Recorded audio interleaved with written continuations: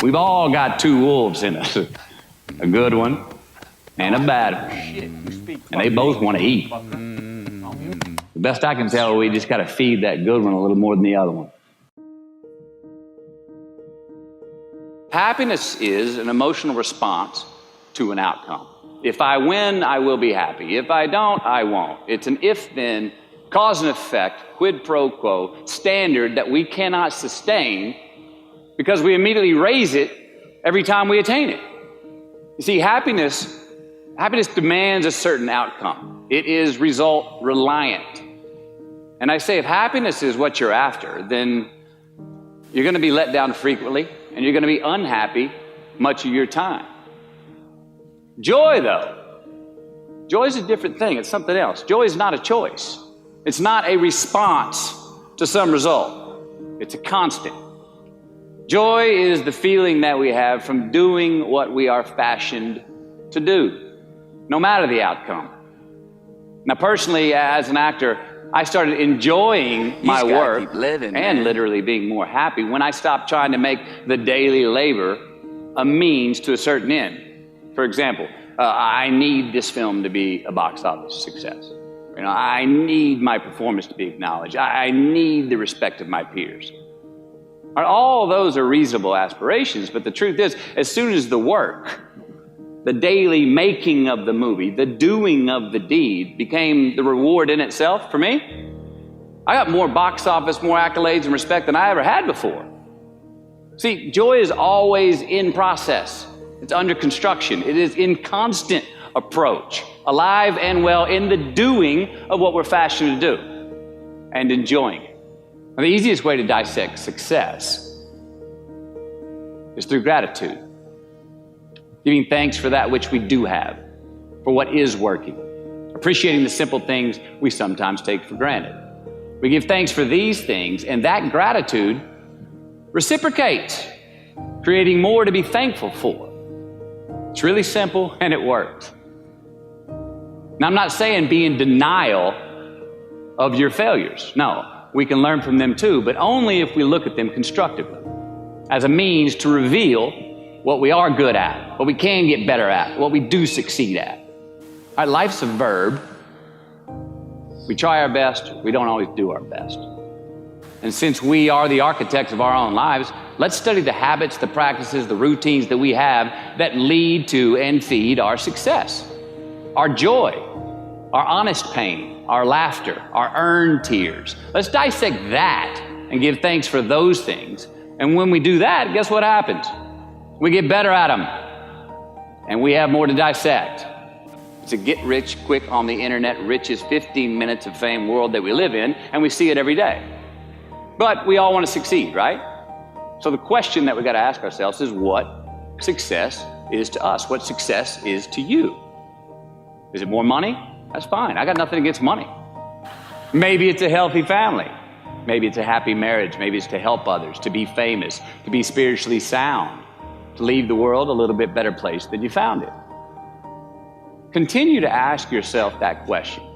Now, your answer may change over time, and that's fine. But do yourself this favor. Whatever your answer is, don't choose anything that will jeopardize your soul. Prioritize who you are, who you want to be, and don't spend time with anything that antagonizes your character. Don't drink the Kool-Aid, man. It tastes sweet, but you will get cavities tomorrow, all right? Life is not a popularity contest. Be brave, take the hill, but first answer that question, what's my hill? Well, for me, it's a measurement of 5 things. We got fatherhood. We got being a good husband. We got my health, mind, body, and spirit. We got career, and we got friendships. These are what's important to me in my life right now. Because I want to keep all 5 in healthy shape. And I know that if I don't take care of them, if I don't keep up maintenance on them, one of them is going to get weak, man. It's going to dip too deep into the debit section. It's going to go bankrupt. It's going to get sick, die even. So first, we have to define success for ourselves. And then we have to put in the work to maintain it. Take that daily tally. Tend our garden. Keep the things that are important to us in good shape. Defining ourselves by what we are not is the first step that leads us to really knowing who we are. You know that group of friends that you hang out with that they really might not bring out the best in you?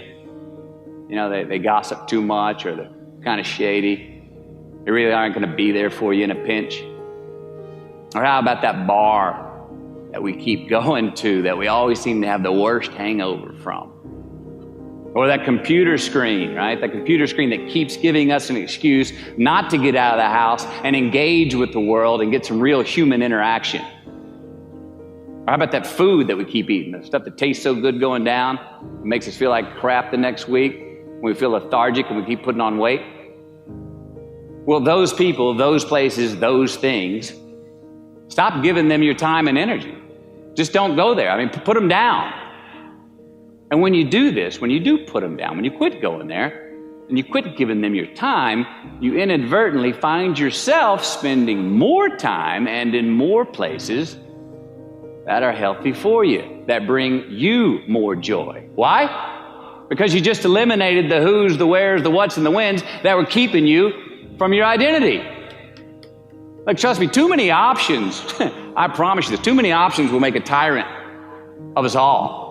All right, so get rid of the excess, the wasted time. Decrease your options. If you do this, you will have accidentally, almost innocently, put in front of you what is important to you by process of elimination. Knowing who we are is hard. It's hard. So give yourself a break. Eliminate who you are not first, and you're going to find yourself where you need to be. Make voluntary obligations. I'm talking about the ones that we make with ourselves, with our God, with our own consciousness. I'm talking about the you versus you obligations. We have to have them. Now again, these are not societal laws and expectations that we acknowledge and endow for anyone other than ourselves. These are faith-based obligations that we make on our own. These are not the lowered insurance rates for a good driving record. You will not be fined or put in jail if you do not gratify these obligations I speak of. No one else governs these but you. They are your secrets with yourself, your own private counsel, personal protocols. And while nobody throws you a party when you abide by them, no one's going to arrest you when you break them either, except yourself. An honest man's pillow is his peace of mind. And when you lay down on that pillow at night, no matter who's in your bed, we all sleep alone. These are your personal Jiminy Crickets, and there are not enough cops in the entire world to police them. It's on you. It's on you. We do our best when our destinations are beyond the measurement, when our reach continually exceeds our grasp, and when we have immortal finish lines. And when we do this, the race is never over. The journey has no port. The adventure never ends because we are always on the way. So do this, and let somebody else come up and tap you on the shoulder and say, hey, you scored. Let them run up and tap you on the shoulder and say, man, you won. Let them come tell you, you can go home now. Let them say, I love you too. Let them say, thank you. Take the lid off the man-made roofs that we put above ourselves and always play like an underdog.